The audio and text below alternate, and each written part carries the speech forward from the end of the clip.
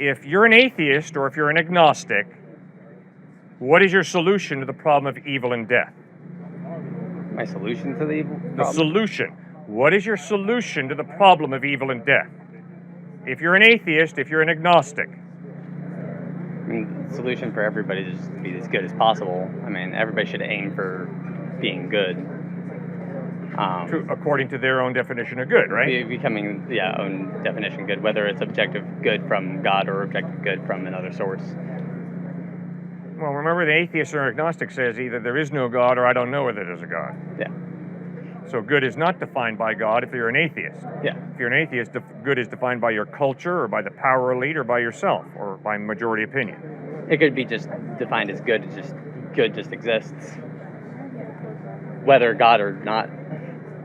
How can good just exist? Good could possibly, because I don't know if there's a God or not. Mm-hmm. But, I mean, if there is such a thing as a God that is out of time, like that is eternal, why can't other concepts like good just be out of time and eternal, just a thing that exists like God? Okay. Sir, good is an intangible value. You cannot see good. You can't see God either. Exactly. You cannot measure good, right? You can't measure God. It could exist eternally, just like it could just be God. It could just be God. It could not be just God. It could just be the existence of good and evil that just exists in the world. But given a tri-omni God who's all-powerful and all-caring, why evil and suffering exists doesn't make sense to me. Okay, good.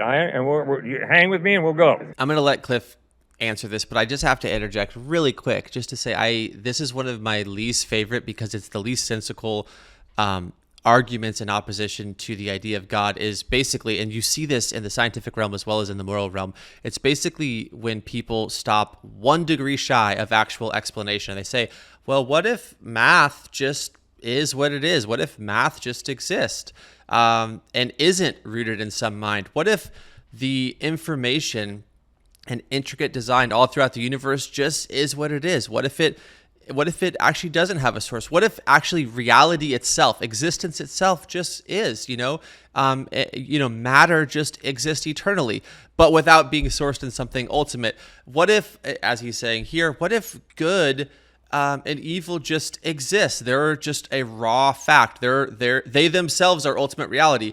And what I urge you is that each and every one of these things is not a primary thing. Each and every one of these things is a derivative thing that basically, where's my image here? They're basically all pointing back to a primary thing, which is God. These things are signposts that are supposed to, and so is his moral question.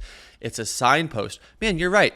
Morality really does exist. That is weird. I do acknowledge that it's better to be like a Mother Teresa than it is like a Hitler. In every instance, it's always better that way. But what are we using to measure better by? What is the definition of crooked and straight unless we have some conscience within us that is God-given?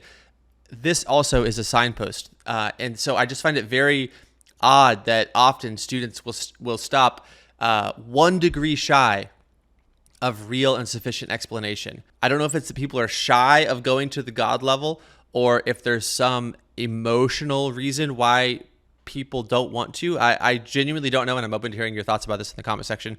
Let's continue. He's as powerful and caring as he says. In order to understand goodness, there has to be a mind. This tree has no understanding of good. This cement has no understanding of good.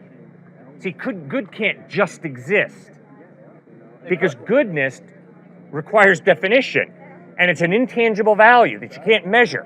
You can't grab goodness, which means you got to have a mind involved in defining what is good. If we're going by that definition, then what is defining God? Okay, What we'll created get to that. God? We'll get to that. All the arguments you could give for God could also go for good, just as a general concept. It could just exist eternally out of time, unmeasurable. No, sir. That's not fair. If God exists, God doesn't depend on. If goodness as an intangible value exists, it depends on a mind to define it. God would also be an intangible. Obviously, that's right.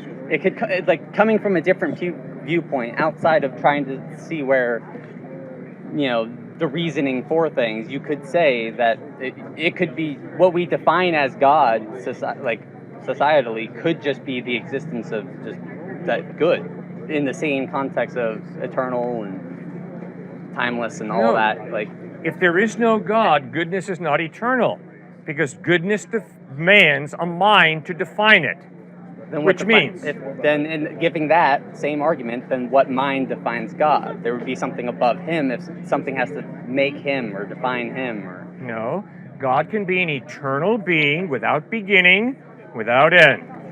I don't think you see my point, because goodness could be the same thing. You're not listening, sir. You're giving goodness a different definition. No, sir, you're not listening to me, and I don't appreciate it. I told you flat out, and I think you're smart enough to get this point. Goodness demands some mind to define it. The tree, the cement, has no ability to understand goodness. You've got to have a mind. Do you see that, or do you disagree with me? I think we're coming to different definitions of good, because then, like, there's still, outside of that though, given your definition of good, still, why is evil or suffering? Forget my definition of good. Your definition of good. I'm just saying, given yours, why does evil and suffering exist? All right, all right, You're fine. evading that part of the move on question. to that, okay? But sir, I got a real problem with your thinking, all right? I don't think you're being honest with yourself. That's not fair. You know very well that I've cornered you totally, intellectually. You know very well that you cannot have goodness without some type of mind to create and define it. It's impossible. This does not define goodness. That does not define goodness. And that camera does not define goodness. And your glasses do not define goodness. Neither does your shirt, your pants, or your sneakers. You've got to have a mind to define goodness. Sorry, you have no option intellectually.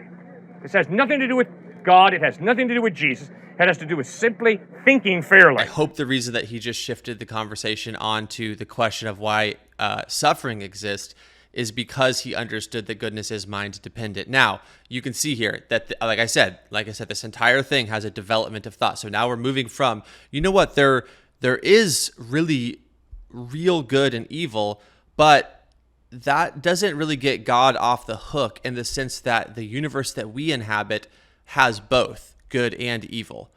So as much as good and evil point to God, you also have to now explain how God is good in light of the fact that there is this other thing, this deprivation of good, this other thing called evil that also exists in this cosmos. So let's continue here. All right, moving on to next. Didn't Okay, answer but my question. your point is, okay, but if this good God exists, why is there evil and suffering? It's real simple, sir. If an all-powerful God chooses to partially limit his power by giving you a free will, by giving me a free will, then if I go up to her, slap her in the face, and say, God made me do it, what am I? A liar, a total liar. God gave me a hand for a purpose, to respect this woman, to love this woman. But because I have a free will, I don't have to respect her, I don't have to love her, I can steal her backpack, I can smack her around, I can abuse her. And if anybody says, God made me do it, they are a liar, flat out. So, why does evil exist? Evil exists because God limited his power, he's all powerful, but he limited his power by choosing to give her a free will, me a free will, all of us a free will. Does that make any sense? It kind of answers it for humanity, but suffering also exists just in the animals.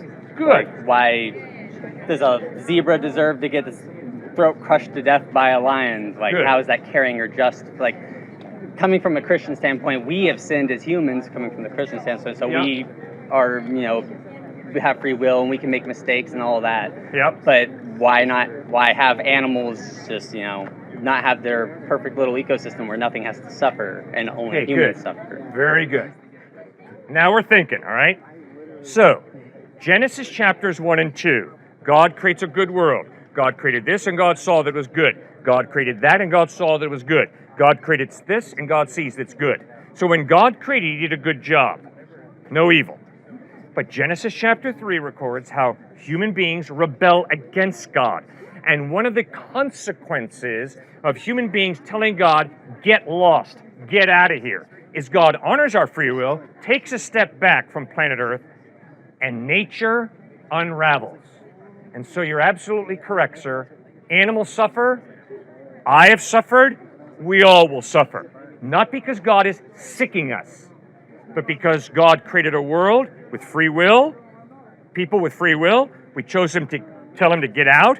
When he gets out, chaos fills the gap. Genetic breakdown, death occur. Because humans decided to reject God, God punished the animals. One of the consequences... It seems uncaring and unjust, given a triune God. No, it's an issue of consequences. Who put Texas State together? Did they do it last summer? Well, the consequence should go to the humans that did it. You don't punish someone else for somebody else's misdoing. That would be a nice way for things to happen. But unfortunately, because I have free will, if you're a husband and I smack you around, it might affect how you treat your wife when you go home tonight. It might affect how you treat your kids when you go home tonight.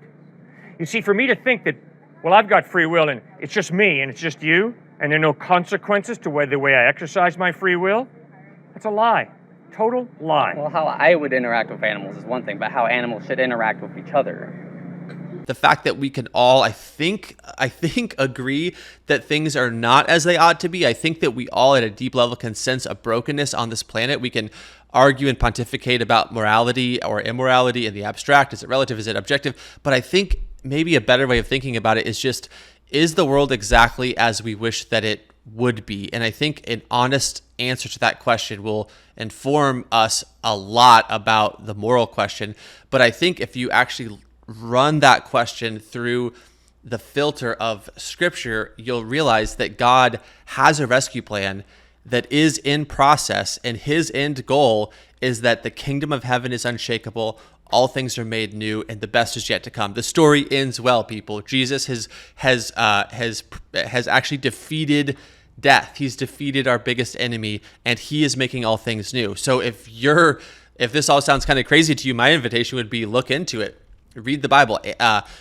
Read the story of the Bible. And again, you could say it's all hogwash. It's all BS. It's nonsense. It's not true. Well, fair enough. But then you can't use that as well to say that it doesn't have an answer to the problems that are described in this video. You can just say, I don't agree with that answer, or we can get into textual criticism or whatever. But in terms of narratively and in terms of the meaning, the Bible does have a redemptive plan that is playing itself out as all things are being made new. And yes, even animals are going to benefit from the coming kingdom, from the new heavens, from the new earth, from the plan that God has already really hatched at the cross, but is also now bringing to final and full fruition as we live out the remaining time on this earth. So we could probably go on, but I think that this video is probably long enough, so I think I'm going to leave it there for now. Thank you guys for watching. I hope that there's some value in this. I hope that this is helpful to you in some capacity. Shout out to Cliff and Stuart Connectically. Go check out their channel, Ask Cliff. They have a bunch of videos like this that are super, super awesome.